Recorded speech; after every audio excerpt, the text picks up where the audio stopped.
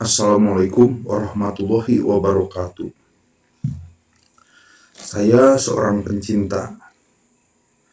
Jujur, saya tidak suka dan sangat marah dengan perkataan Edi Mulyadi. Dia menghina Menteri Pertahanan. Dia juga menghina suku yang ada di Indonesia.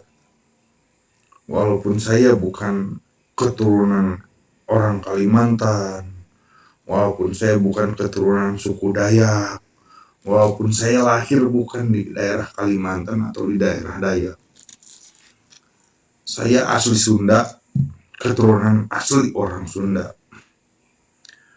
Saya sangat marah. Ya mungkin saya marah karena dulu ada yang menghina bahasa kami, bahasa Sunda, dengan mengatakan sampurasun, diplesetkan menjadi campuracun. Ini sungguh tidak sopan kalau menurut saya. Bapak Edi Mulyadi ini kan dia wartawan senior. Harusnya tahulah beretika dalam berwartawan. Tidak memihak, tidak membenci, tidak mendukung. Harus netral. Itu kan wartawan. Anda ini mencoreng nama baik wartawan kalau gitu. Wartawan senior katanya. Saya pernah jadi wartawan kok. 2 tahun saya jadi wartawan. Dalam beretika juga ada wartawannya kok. Nah, beliau menghina Bapak Prabowo ini, mengatakan singa mengeong, macan sedang mengeong. Itu dikatakan seperti itu, ini menghina pejabat. Mungkin karena dia wartawan, punya undang-undang wartawan untuk ini bener ini. Ditambah lagi Anda menghina suku Dayak dengan mengatakan daerah jin buang anak lah, pasar genderuwo daun kuntilanak. Ini Anda sangat menghina apa yang ada di Indonesia. Orang Dayak itu suku yang ada di NKRI ini. Kenapa Anda hina? Emang mereka berbuat apa terhadap Anda? Karena Anda menolak pemerintah ibu kota pindah ke Kalimantan. Dengan dasar apa Anda menolak? Dengan dasar keuangan Cina lah, dengan keuangan dana dari Cina, IRC atau segala macam tetek bengek lah. Anda ini yang harus mengkoreksi diri Anda.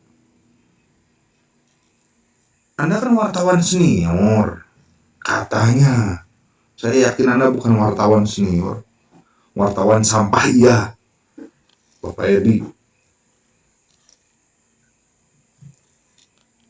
Ini saya pernah jadi wartawan, nggak gitu juga. Ada etikanya dalam berwartawan.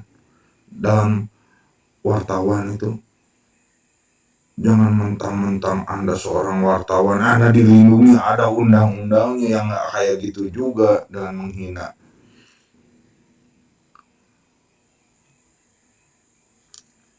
Ya.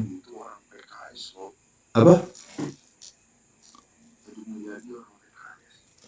Oh, baru tahu saya. Edi Mulyadi itu orang PKS. Aduh, pantas aja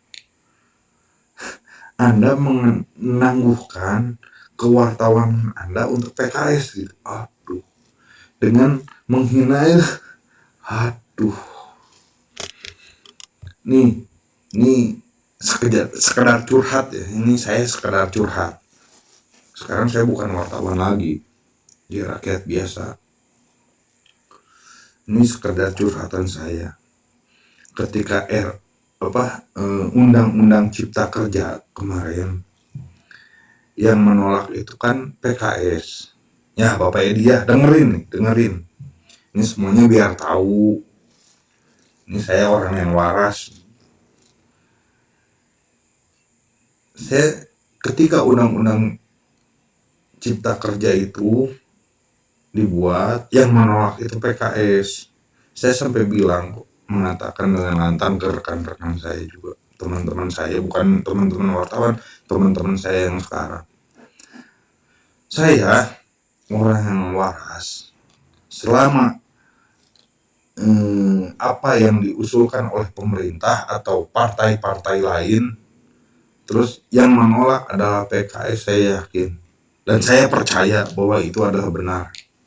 Nah, kalau seandainya apa yang diusulkan oleh PKS, saya yakin itu nggak benar, apalagi itu salah.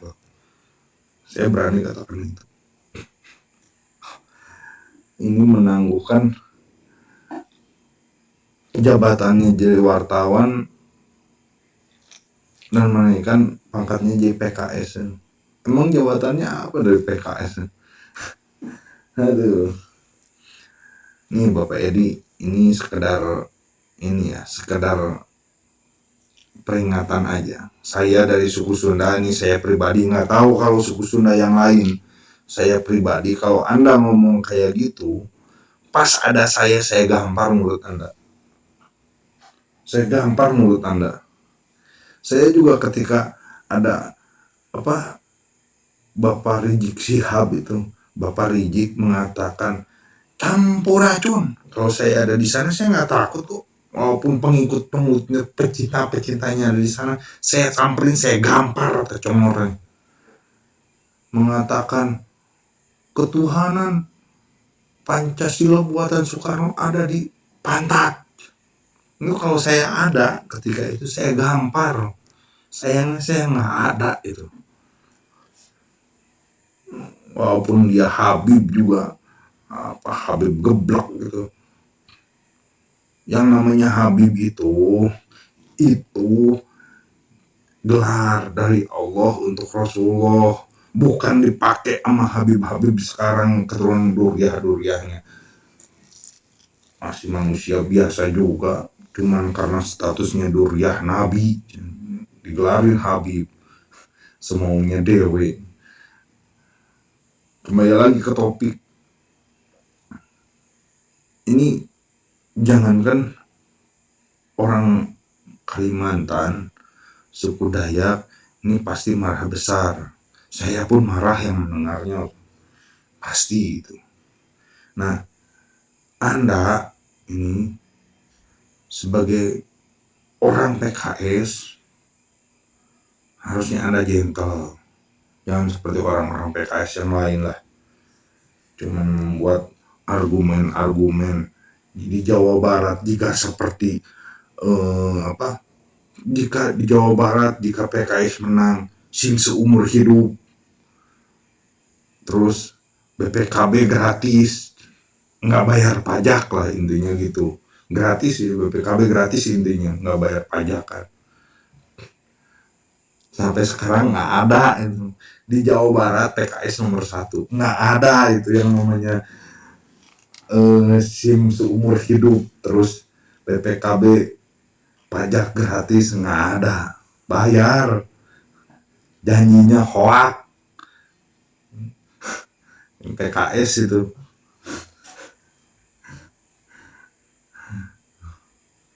sangat pembodohan, itu pembodohan kalau saya katakan.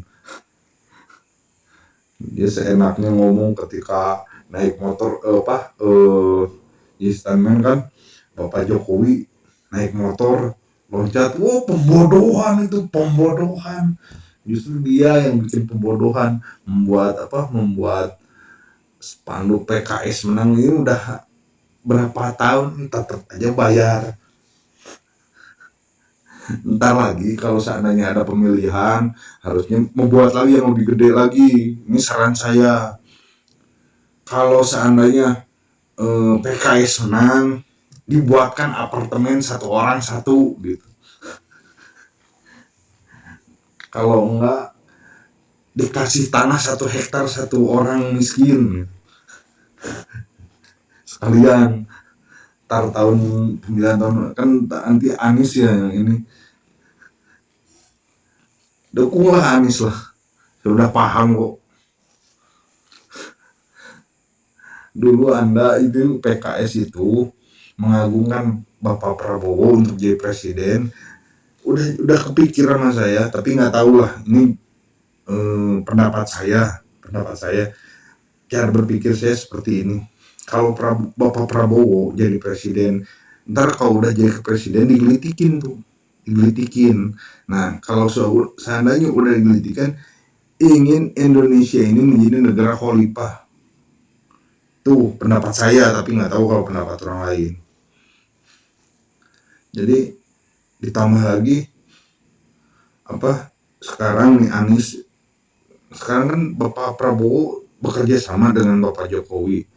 Nah sekarang siapa? Bapak Anies Baswedan mengajukan jadi presiden. Nah, kayaknya bakal ini juga bakal didukung juga, diusungkan juga. Wah, agar menang menjadi presiden, ntar jadi presiden digelitikin. Cara berpikirnya sama kayak dulu, digelitikin dulu lagi agar negara Indonesia ini menjadi negara khalifah.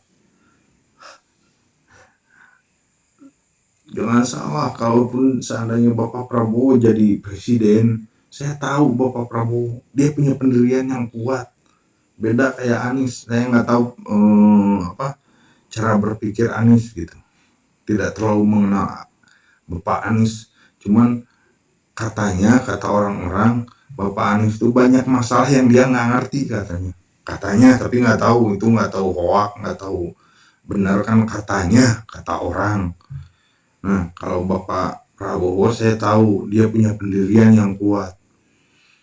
Bapak Prabowo itu kalau udah A harus A, nggak boleh nggak diganggu lagi seperti itu, nggak bisa digelitikin Bapak Prabowo. Kembali lagi ke topik yang suku Dayak. Ini saran saya, lebih baik Anda minta maaf. Jangan di sosial media minta maafnya. Datang, Anda kan laki-laki harus gentle. Datang ke sana, minta maaf ke ketua-ketua suku Dayak secara langsung. Kalau Anda gentle, kalau nggak gentle ya nggak tahu. Anda laki-laki kan. Saya ini orang Sunda asli, bukan orang Kalimantan. Tapi saya mendengar percakapan Anda sangat marah. Karena apa? Karena Indonesia ini berbagai macam suku, berbagai macam bahasa, berbagai macam daerah, pulau ada banyak. Seenaknya aja Anda menghina. Ya udahlah, sekian dari saya. Itu aja buat Bapak Edi. Ya, Assalamualaikum warahmatullahi wabarakatuh.